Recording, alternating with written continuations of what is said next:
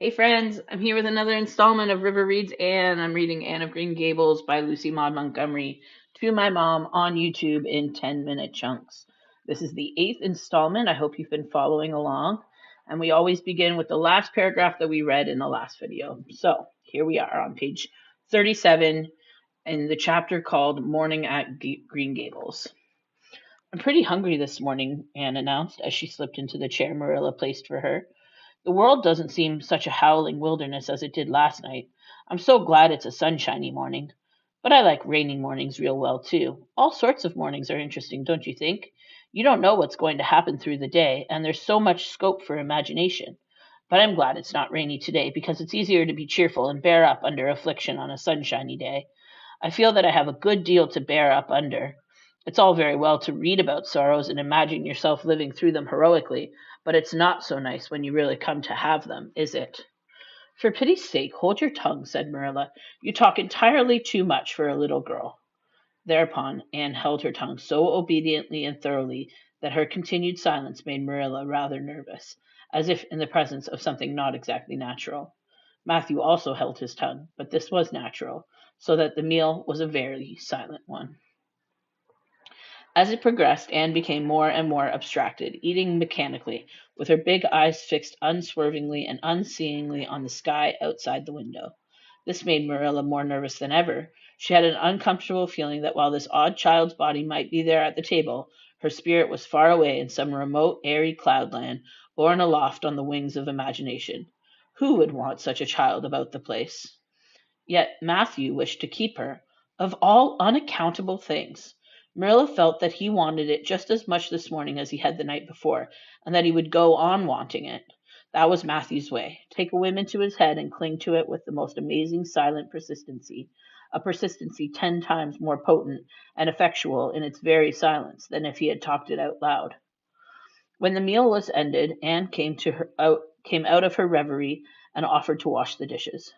Can you wash dishes right? Asked Marilla distrustfully. Pretty well. I'm better at looking after children, though. I've had so much experience at that. It's such a pity you haven't any here for me to look after. I don't feel as if I wanted any more children to look after than I've got at present.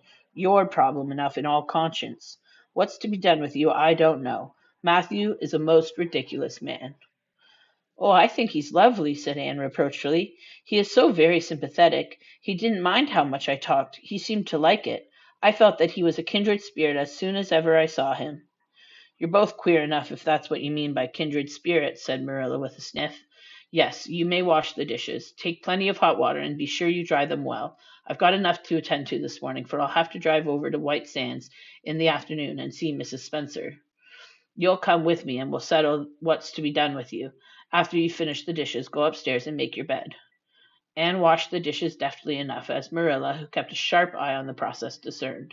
Later on she made her bed less successfully, for she had never learned the art of wrestling with a feather tick. But is was done somehow and smoothed down, and then Marilla, to get rid of her, told her she might go out of doors and amuse herself until dinner time. Anne flew to the door, face alight, eyes glowing. On the very threshold she stopped short, wheeled about, came back, and sat down by the table, light and glow as effectually blotted out as if someone had clapped an extinguisher on her. What's the matter now? Demanded Marilla. I don't dare go out, said Anne in the tone of a martyr relinquishing all earthly joys. If I can't stay here, there is no use in my loving Green Gables. And if I go out there and get acquainted with all those trees and flowers and the orchard and the brook, I'll not be able to help loving it. It's hard enough now, so I won't make it any harder. I want to go out so much. Everything seems to be calling me, Anne, Anne, come out to us, Anne, Anne, we want a playmate. But it's better I not. There is no use in loving things if you have to be torn from them, is there? And it's so hard to keep from loving things, isn't it? That was why I was so glad when I thought I was going to live here. I thought I'd have so many things to love and nothing to hinder me. But that brief dream is over. I am resigned to my fate now, so I don't think I'll go out for fear I'll get unresigned again. What is the name of that geranium on the windowsill, please? That's the apple-scented geranium. Oh, I didn't mean that sort of a name. I mean just a name you gave it yourself. Didn't you give it a name? May I give it one then? May I call it, let me see, Bonnie would do. May I call it Bonnie while I'm here? Oh, do let me. Goodness, I don't care, but where on earth is the sense of naming a geranium? Oh, I like things to have handles, even if they are only geraniums. It makes them seem more like people. How do you know but that it hurts a geranium's feeling just to be called a geranium and nothing else? You wouldn't like to be called nothing but a woman all the time.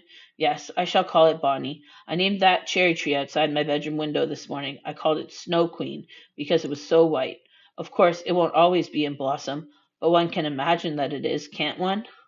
I never in all my life saw or heard anything equal to her, muttered Marilla, beating a retreat down to the cellar after potatoes. She is kind of interesting, as Matthew says. I can feel already that I'm wondering what on earth she'll say next. She'll be casting a spell over me, too. She's cast it over Matthew. That look he gave me when he went out said everything he said or hinted last night over again. I wish he was like other men and would talk things out. A body could answer back then and argue him into reason. But what's to be done with a man who just looks?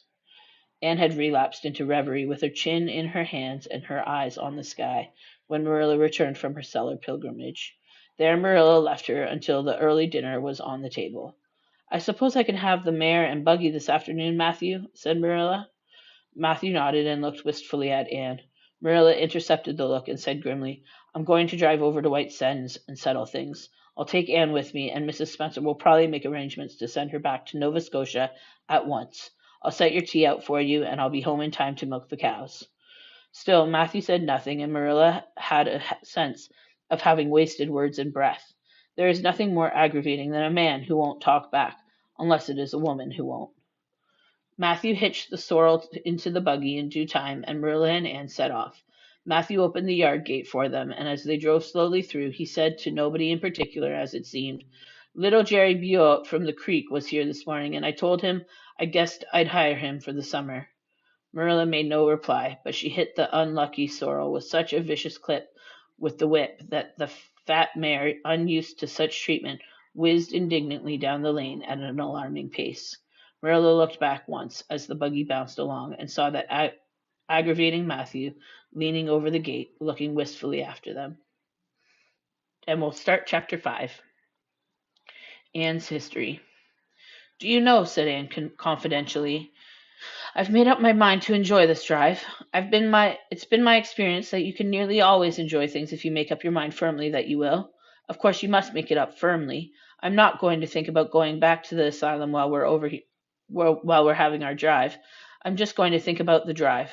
Oh, look, there's one little early wild rose out. Isn't it lovely? Don't you think it must be glad to be a rose? Wouldn't it be nice if roses could talk?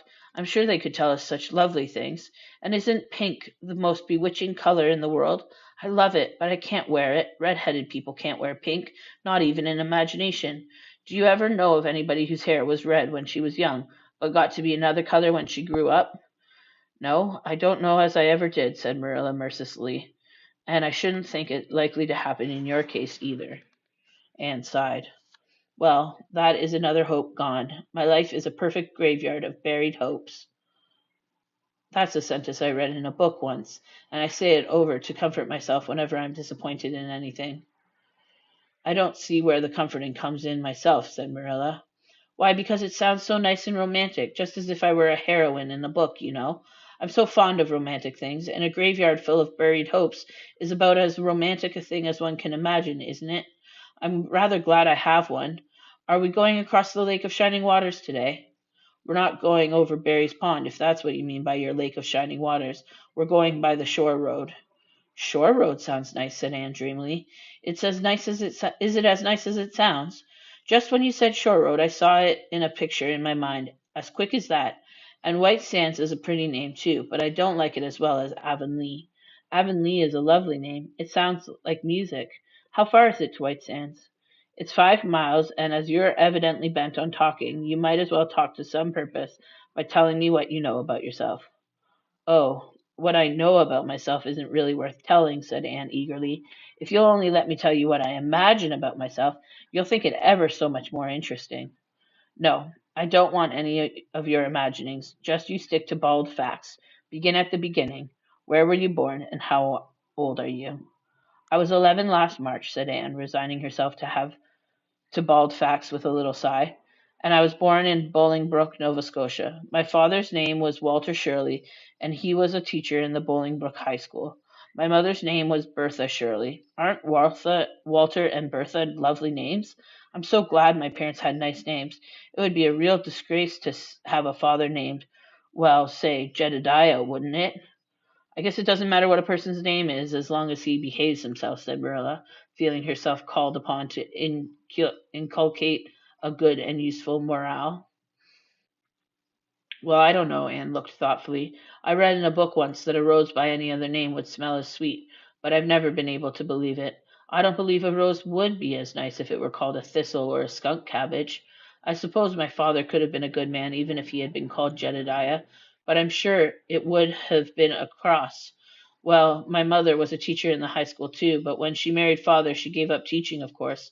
A husband was enough responsibility. Mrs. Thomas said they were a pair of lit babies and as poor as church mice. They went to live in a weeny teeny little yellow house in Bolingbroke. I've never seen that house, but I've imagined it thousands of times. I think it must have had honeysuckle over the parlor window, and lilacs in the front yard, and lilacs of the valley just inside the gate. Yes, and muslin curtains in all the windows. Muslin curtains give a house such an air. I was born in that house. Mrs. Thomas said I was the homeliest baby she ever saw. I was so scrawny and tiny and nothing but eyes, but that mother thought I was perfectly beautiful. I should think a mother would be better judge than a poor woman who came in to scrub, wouldn't you? I'm glad she was satisfied with me anyhow. I would feel so sad if I thought I was a disappointment to her. Because she didn't live very long after that, you see. She died of fever when I was just 3 months old.